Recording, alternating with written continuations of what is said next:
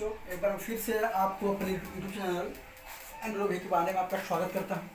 हर रोज की मैं आज फिर से लेके हाजिर हुआ हूँ एनसीईआरटी मैथ की कड़ी में मैं आज आपको वृत्तों से संबंधित क्षेत्रफल पढ़ाने वाला हूँ।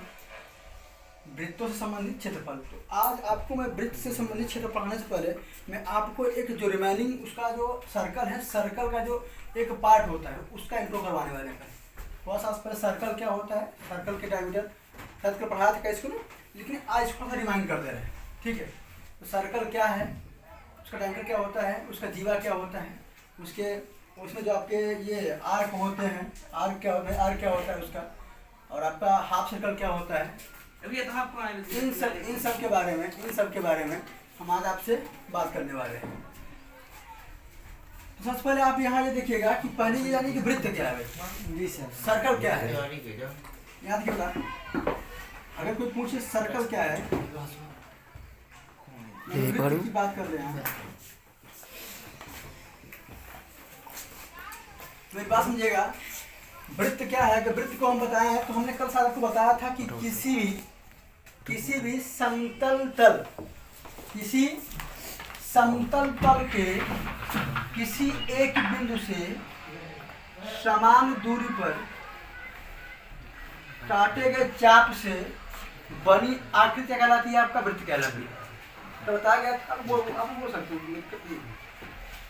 तो हमने क्या बताया भैया कि किसी भी समतल तल के एक बिंदु से समान दूरी पर काटे गए चाप से बनी आकृति क्या कहलाती है, आपकी वृत्त कहलाती है। क्या कहलाती है, वृत्त। हमने एक 60 लगी बोला हुआ था सर्कल। भाई कोई पूछे कि सर्कल का 60 डिनोटर क्या है, 60 में हम कैसे डिनोट करते हैं इसको। अब क्या बताया था हमने आपको कि सर्कल को डिनोट किया जाता है, वह किया जाता है क्या, O, R। इसका मतलब क्या है, सर्कल क्या, circle is a group of centre and radius. इसको मैं लिखना चाहूँ, यहाँ लिख रहा हूँ मैं, शॉर्ट में इसका डिफिनेशन है, सर्कल इज ग्रुप ऑफ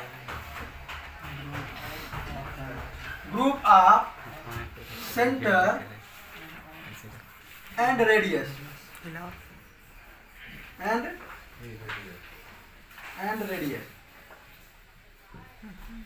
यानी आपका जो वृत्त होता है वह केंद्र और त्रिज्या का क्या होता है, समूह होता है। हमने इस चीज को आपको कल बताया था। ठीक है, अगर आप लिखना चाहते हैं वृत्त की परिभाषा लिखना चाह रहे हैं आप लोग, तो आप वृत्त की परिभाषा ये लिखना चाहते हैं, हेलो आप लोग वृत्त की परिभाषा अगर लिखना चाह रहे लिखिए, लीजिए। किसी समतल तल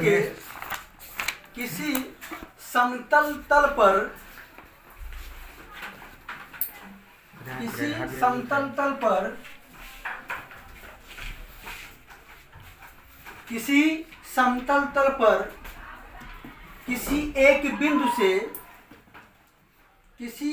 बिंदु से समान दूरी की त्रिज्या से लिखिएगा, पर नहीं से घट लिखिएगा, समान दूरी की त्रिज्या से काटे गए चाप द्वारा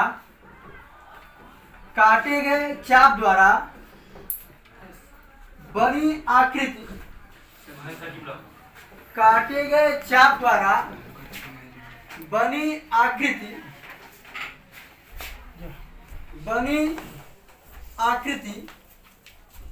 वृत्त कहलाती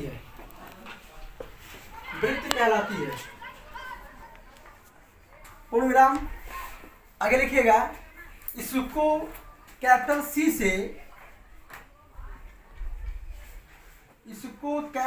से डिनोट करते हैं, इसको कैपिटल सी से प्रदर्शित करते हैं। ठीक है, अब चाहे तो लास्ट लिखिएगा, यह पॉइंट लिखिए, सर्कल ऑफ, जब बनाइए क्या, ये जो आपका डायग्राम बना लीजिए, यह O होता है, यह आपका R होता है, यानी रेडियस होता है। अभी बता रहे रेडियस क्या होता है, डायमीटर क्या, इसको बता रहे हैं पहले। इसको मान लीजिए आप लोग, सर्कल बना लीजिए, सर्कल का सेंटर बना लीजिए रेडियस बना लीजिए और इसको लिख लीजिए, ऐसे लिखा हुआ है। जल्दी करें। हाँ, बात रहेगा। अगली हेडिंग क्या होगी आपकी? अगली हेडिंग क्या थी बेटा? जीवा। क्या थी? कॉर्ड।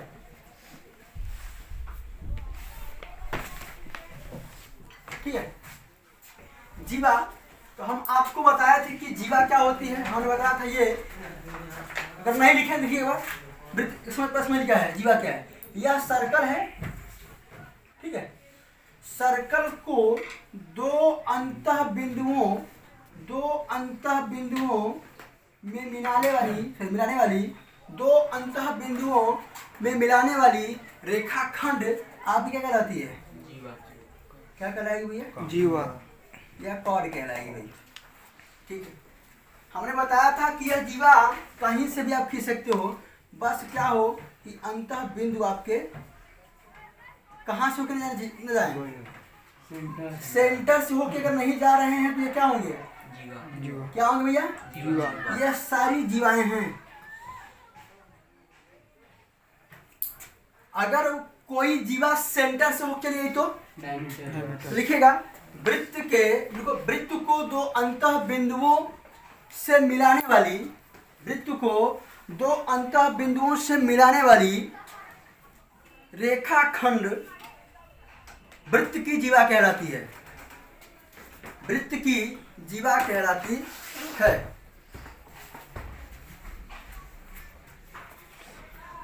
वृत्त की जीवा कहलाती है। जैसे डायग्राम बना लीजिए आप।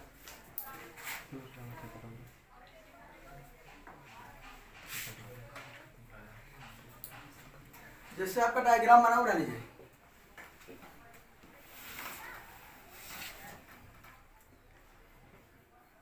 ठीक है, चले चलते हैं आगे बेटा। अब बात करते हैं कॉर्ड क्या होता है, सॉरी डायमीटर क्या होता है। कल समझाया गया था, बस आपका लिखवा रहे हैं, ठीक है ना। डायमीटर क्या होता है लिखिएगा।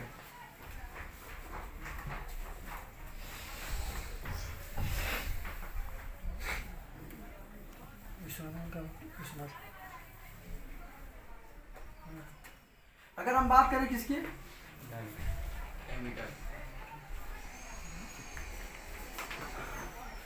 व्यास, कोई बताया व्यास क्या होता है भाई?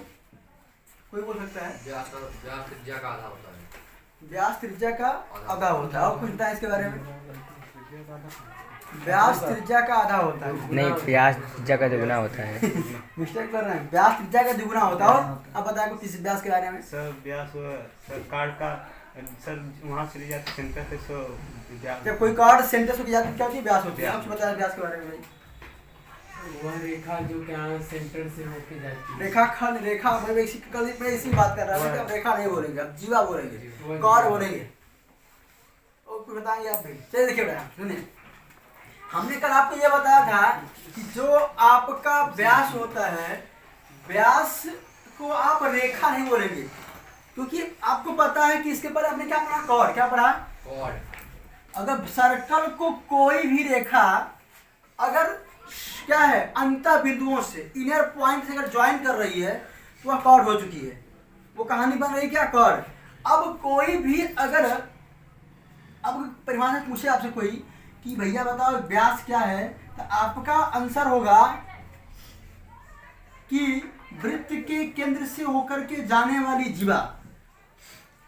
वृत्त के केंद्र से होकर के जाने वाली जीवा क्या कहलाती है? आपकी व्यास कहलाती है। वृत्त का लिखिए, वृत्त के केंद्र से होकर के जाने वाली जीवा, वृत्त के केंद्र से होकर के जाने वाली जीवा वृत्त का व्यास कहलाती है। वृत्त के केंद्र से होकर के जाने वाली जीवा वृत्त का व्यास कहलाती है। अगला पॉइंट लिखिएगा वृत्त के बारे में, व्यास के बारे में। अगला पॉइंट लिखिएगा वृत्त के व्यास के बारे में।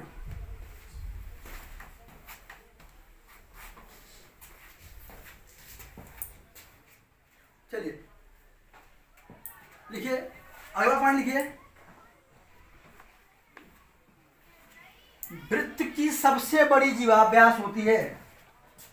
वृत्त की सबसे बड़ी जीवा largest chord is a diameter.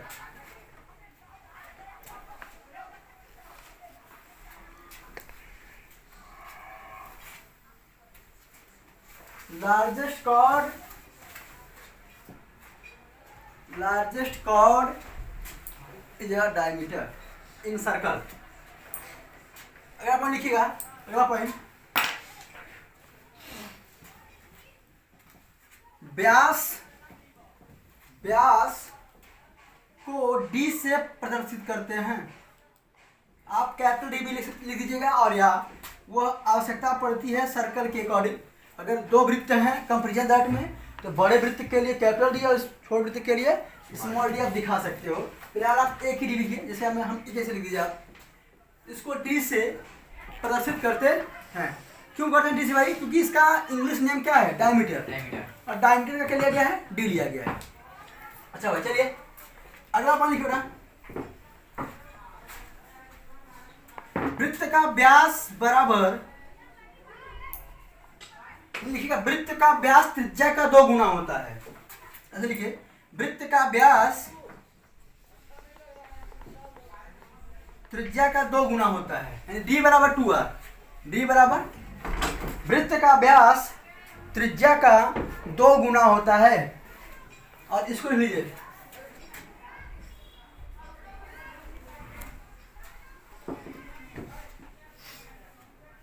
व्यास क्या बना रहा है ना कि जीवा ही होती है, लेकिन यह होके कहां से जाती है? वृत्त के सेंटर से। अगर कोई जीवा सेंटर से होकर चली जाए वृत्त के, तो वह जीवा व्यास हो जाती है। अगर कोई लाइन सेगमेंट वृत्त को 2 पॉइंट क्या करे, अगर ज्वाइन कर देती है, तो वह क्या हो जाती है? जीवा हो जाती है। ठीक है, अपना एक बात करते हैं सुनिए। अगर आप बात है, अब यहाँ पे एक चीज का जिक्र हुआ है त्रिज्या के बारे में। त्रिज्या के बारे में जिक्र हुआ है, यानी त्रिज्या क्या होती है? रेडियस। हेडिंग त्रिज्या,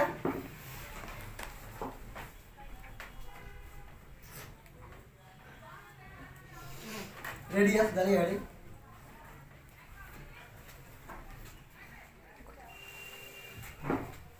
चलिए देखिए रहा है, कोई आप कर लो, कोई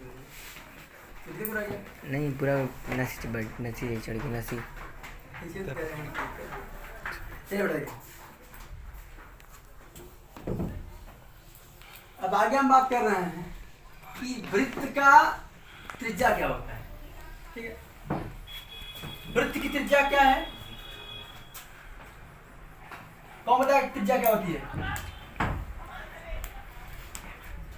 मैं बता दिया हूँ डायमीटर। हाँ वो ठीक है, डायमीटर कहाँ होता है? यहाँ पर परिध तक की दूरी, केंद्र से परिध तक की दूरी, त्रिज्या का distance between to centre and radius, sorry circumference. Distance between to centre to circumference is called radius. लिखिएगा त्रिज्या के बारे में, लिखिए त्रिज्या के बारे में लिखिएगा। ठीक है, वृत्त के केंद्र से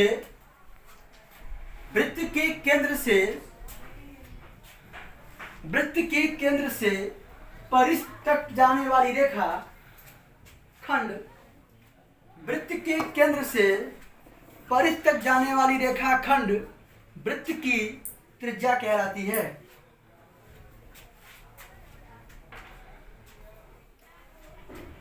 अगर लिखिए इसको कैपिटल आर लिख सकते हैं आप, स्मॉल आर लिखिए। कैपिटल आर या स्मॉल आर से इंडिकेट करते हैं, यानी प्रदर्शित करते हैं। इसको कैपिटल आर या स्मॉल आर से प्रदर्शित करते हैं। अब प्रश्न यहाँ ये बनता है कैपिटल आर का यूज करेंगे। अगर सर्कल 2 होंगे, कंपेरिजन किया जाएगा। बड़े सर्कल के लिए क्या बड़ा डायमीटर, तो बड़े सर्कल के लिए बड़ा आर हो जाएगा आपका। छोटे सर्कल के लिए छोटा डायमीटर, तो उसका क्या हो जाएगा? आपका रेडियस छोटा हो जाएगा। जो आपका रेडियस है, रेडियस भी क्या हो जाएगा आपका? छोटा हो जाएगा।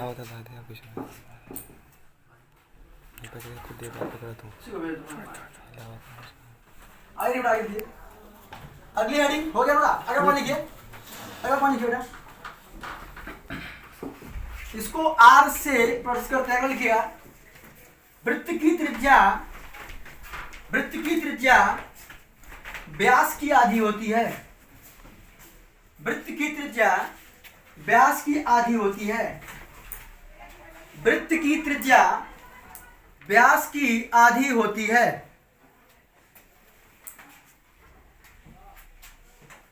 हो गया ना भाई? Yes sir. क्या क्या है आपका? सरकमफिरेंस है। क्या है?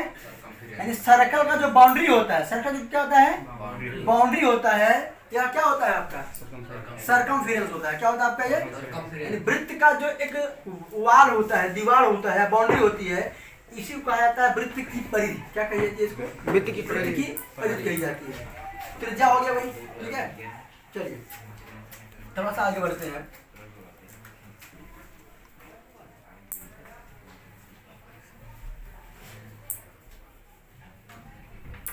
अब डालेगा हेडिंग छेदक रेखा सेकेंड।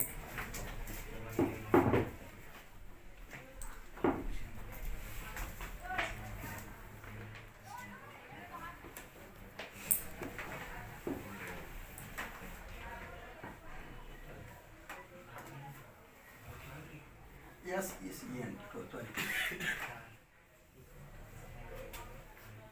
छेदक रेखा देखिए, वृत्त को दो भिन्न भिन्न बिंदुओं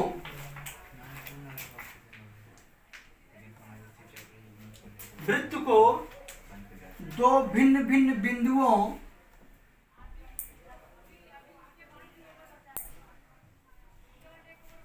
वृत्त को दो भिन्न भिन्न बिंदुओं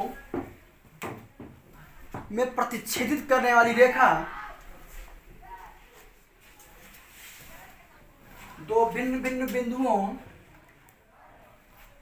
में प्रतिच्छेदित करने वाली रेखा वृत्त की छेदक रेखा कहलाती है। वृत्त की छेदक रेखा कहलाती है।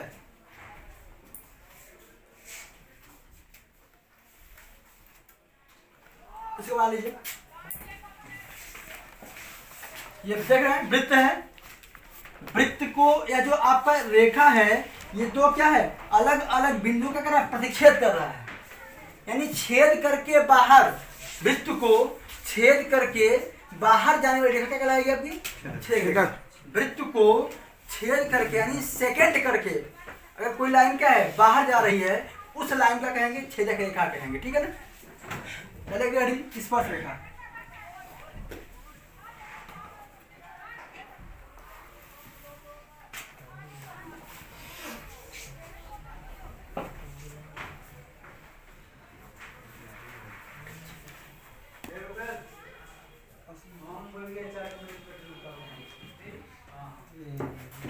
टेंजेंट चले स्पर्श रेखा।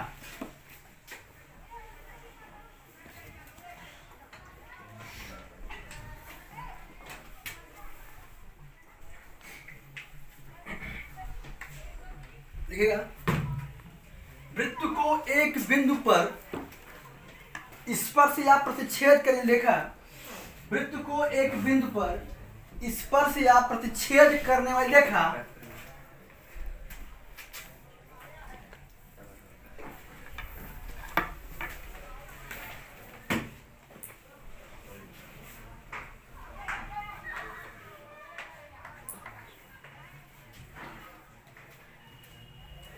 वृत्त को एक बिंदु पर प्रतिच्छेद या स्पर्श करने वाली रेखा वृत्त की छेदक रेखा कहलाती है।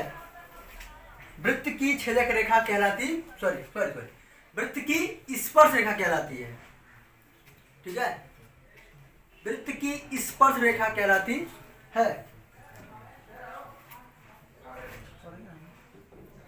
हो गया? वृत्त की स्पर्श रेखा कहलाती है। अब देखिए बेटा, चाप क्या होता है? आर्क।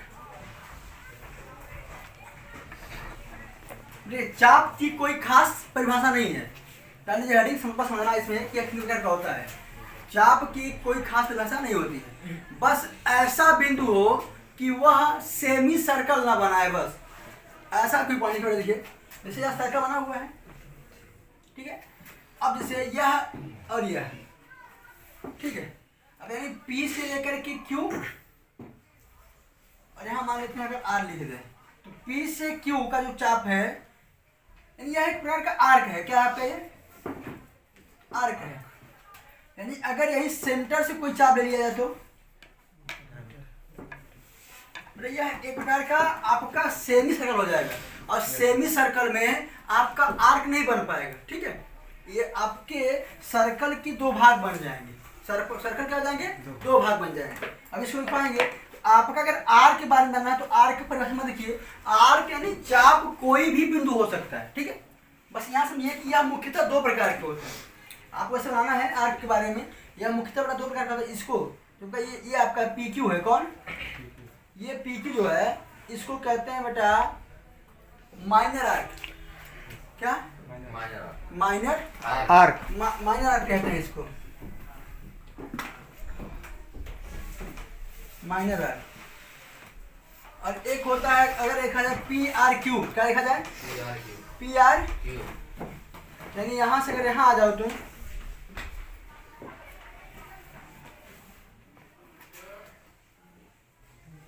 यह तुम्हारा हो जाता है क्या, मेजर आर्क। क्या,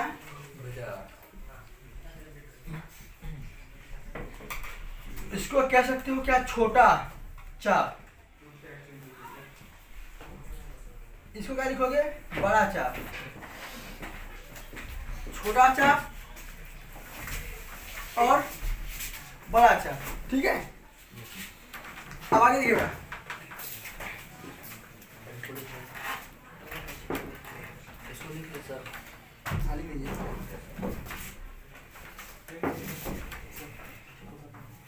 ठीक है। तो बस आप ये लिखिए कि जो चाप होते हैं दो टाइप्स के होते हैं। कौन कौन, आपका एक होता है छोटा चाप यानी माइनर आर्क, और एक होता है आपका मेजर आर्क।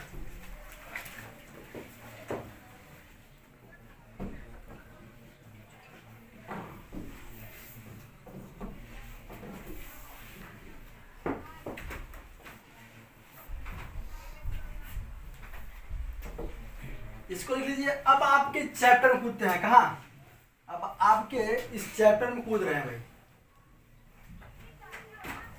अच्छा, दो चीज छूट गया है वृत्त संबंधित, इसको यहीं समझा देना, फिर आगे छोड़ के आगे क्लास में करें।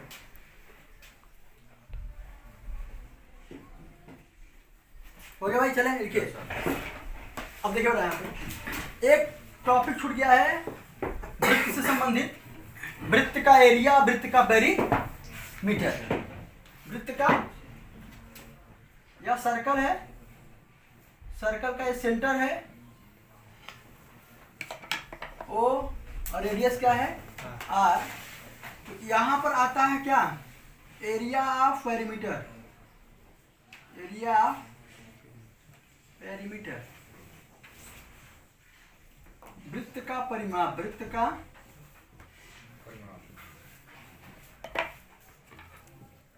ठीक है, वृत्त का परिमाप या वृत्त की, वृत्त के इसमें बड़ा यहाँ पे परिधि।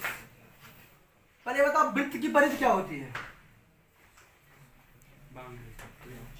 ये क्या होता है, यही ना रस्सी होता है भैया। आपको पता है कि वृत्त का चाप होता है, सॉरी जो आपका पाई होता है, पाई क्या होता है, लैटिन वर्ड होता है।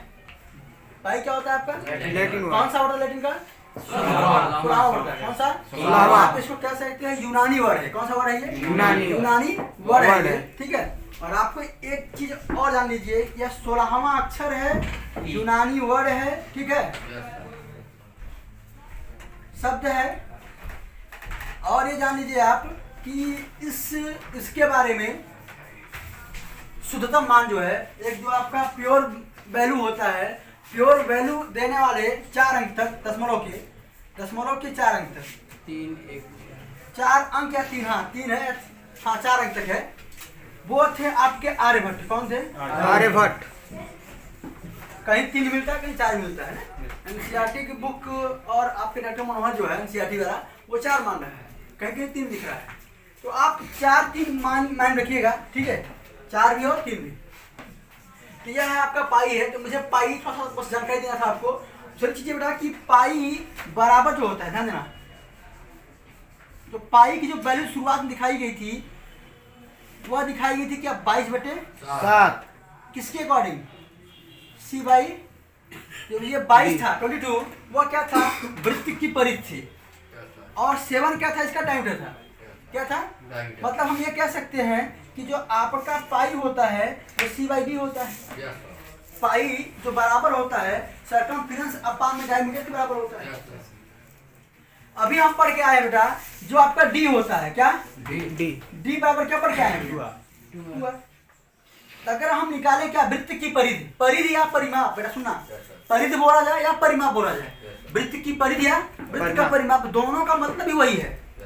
परिमाप अगर वर्ड यूज करें तो परेशान मत होइए परिधि बोल दे या परिमाप बोल दे परिधि का मतलब भी क्या होता है चारों तरफ का योग और परिधि का मतलब भी क्या होता है चारों तरफ घूमना है यहाँ योग का मतलब क्या घूम गया है पूरा परिधि बोले चाहे परिमाप बोले तो वही होती है। तो सी बराबर ध्यान देना सी बराबर ऐसे में छोड़ो pi is equal to C/2R d क्या संकर ध्यान में 2R लिया भाई डी क्या है डायमीटर है डायमीटर क्या होता है त्रिज्या 2 टाइम्स होता है डी बराबर 2R होता है। अब मुझे निकालना है क्या सी तो सी बराबर क्या 2 पाई तो आपका पहला निकल के आया वृत्त का परिमाप या वृत्त का परिधि कोई दिक्कत बना लिया इसको लिख लीजिए और ये बना लीजिए यहाँ तक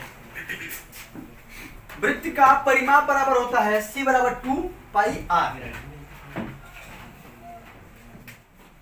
फिर इसके बाद हम बात करते हैं कहां पर वृत्त के क्षेत्रफल पे वृत्त के क्षेत्रफल पे बात करते हैं।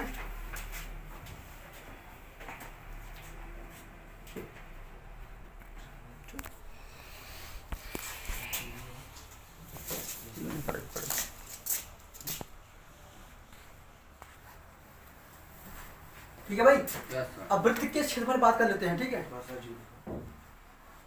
हो गया ठीक है ना इसको समझा रहे हैं यहाँ से लिख लीजिए एक बार लिख लीजिएगा दादी पढ़ा फिर छोड़ दे रहे हैं इसको।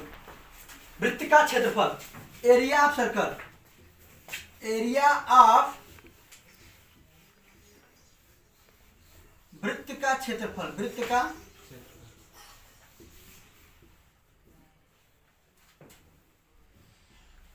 रेडी हो गया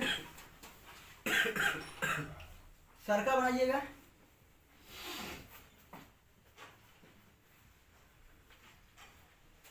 वृत्त का क्षेत्रफल क्या होता है भाई पाई आर लिख लीजिएगा वृत्त का क्षेत्रफल पाई आर स्क्वायर होता है भाई पाई आर स्क्वायर होता है ठीक है।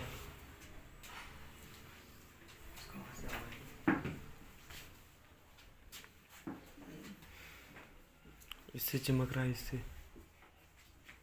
पकड़ देता है पकड़ा धीरे चलिए तो आज के लिए इतना ही अगली क्लास में आपसे मिलते हैं और जाते जाते आपसे ये कहना चाहूँगा कि आप लोग मेरे इस वीडियो का इस YouTube चैनल का सपोर्ट करें और अधिक से अधिक बच्चों को ज्वाइन करने का प्रयास करें। धन्यवाद।